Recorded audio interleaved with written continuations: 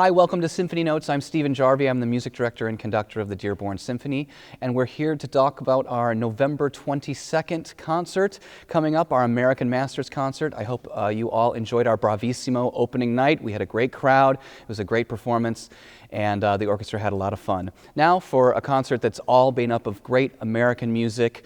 We really are living in an age of the greatest American music we've kind of ever had. We have all these incredible composers to draw from, and we have these three gentlemen to thank: Bernstein, Copland, and Gershwin. Definitely are powerhouses. They would be on the Mount Rushmore of American music. We open with Bernstein's West Side Story selections.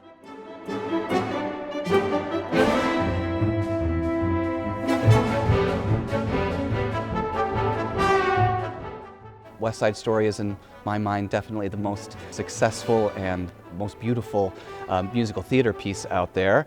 And then we move on to Copland Old American Songs. And to join us today on our Symphony Notes, we have our baritone for that performance, Jonathan Lasch. Welcome, Jonathan. Thank you very much. And you're actually Dr. Jonathan Lasch, because you teach at Wayne State University, so you're a local here in Michigan. Yes.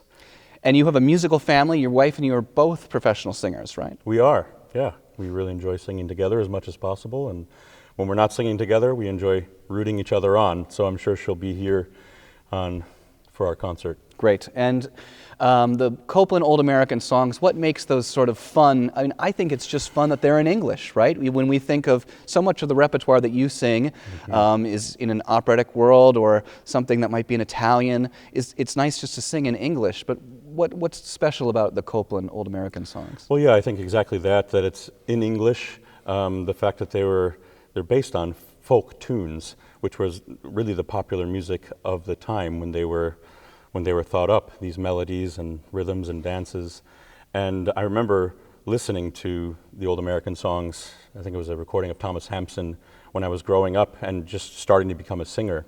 And I always thought, before I knew much about it, that classical music was this sort of super high, unattainable, stuffy kind of art form. And I remember listening to those songs and hearing the orchestra and hearing this beautiful baritone voice singing them and thinking, oh, this is really accessible. I could really get into this. Yeah. And since I've sung a lot of them, probably 5 or 6 of the 10 in different situations, because they're very entertaining.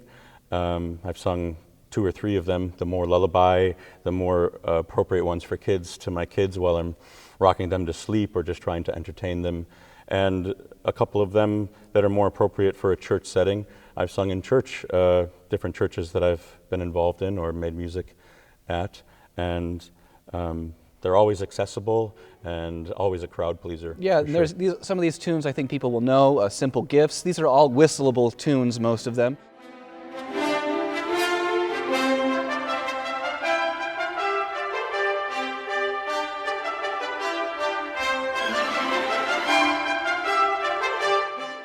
Simple Gifts, people know. Zion's Walls, a lot of people sing in church and things. At the River is certainly a song that always gets me. And we've kind of created our own collection, 8 of the 10 songs, to kind of have some contrast. Yeah, I think we picked out the best ones for sure. Yeah, and the Dodger is one of the songs in there that relates to politics as we come into our political season. I'm excited to hear you sing these, and then we go on, we end our concert with Gershwin's An American in Paris. I'm sure you'll be off stage, maybe you'll even go into the house and take a listen, because I think you'll enjoy what the orchestra has to bring to that. It's a real masterpiece.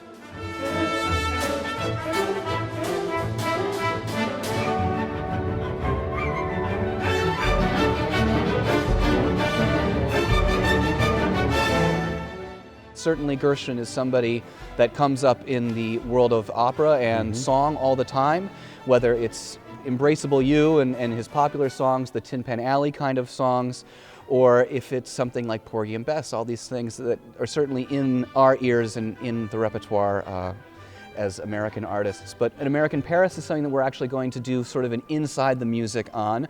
I'm going to talk from the podium and hopefully have some visual aids and things and do a little bit of sort of a VH1 inside the music to get the audience to understand a little bit about how this is really a piece where a hero is kind of taking a journey through Paris, just as Gershwin did when he was training. And hears sounds of jazz, he hears sounds of the city. We have to rent very strange car horns, the old taxi horns to make this happen. There's saxophones in it, so this combination of kind of European music and the true American sound, whether that's jazz or something that leads into the kind of spacious lyrical music of Copeland, this is a concert that represents some really great American music. I'm so glad you can join me. So thank excited. you. Yeah. Thank you, Jonathan Lasch. Again, this is November 22nd, right here at the Dearborn Community and Performing Arts Center, and we'll see you at the Symphony.